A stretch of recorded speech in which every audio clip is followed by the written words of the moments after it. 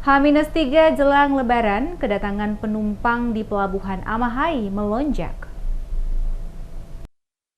Memasuki H-3 jelang Lebaran Idul Fitri 1445 Hijriah, jumlah penumpang arus mudik yang menggunakan transportasi kapal cepat di Pelabuhan Tulehu menuju Pelabuhan Amahai melonjak tinggi. Tingginya lonjakan penumpang dari Pelabuhan Tulehu dimanfaatkan calon penumpang karena pihak pengelola kapal cepat menyediakan tiket gratis untuk mudik dari tanggal 4 April hingga 8 April dengan tujuan ke Pelabuhan Amahai menggunakan beberapa kapal cepat yang tersedia. Kepala Unit Penyelenggara Pelabuhan Kelas 3 Amahai, Abdul Radak yang dikonfirmasi menyebutkan aktivitas mudik penumpang mulai terlihat pada Sabtu 6 April 2024, di mana jumlah kedatangan penumpang dari Pelabuhan Tulehu cukup banyak, sementara yang melakukan keberangkatan relatif sedikit. Hal ini menurutnya karena kebanyakan masyarakat lebih banyak memilih mudik Lebaran dengan keluarga Pulau Seram, tepatnya Kota Masohi, dibanding yang merayakan Lebaran di luar daerah, dan kebanyakan yang mudik adalah mereka sebagai pegawai dan juga pedagang, termasuk mahasiswa. Dikatakan Radak, penumpukan penumpang di Pelabuhan Amahai diperkirakan akan terjadi saat arus balik Lebaran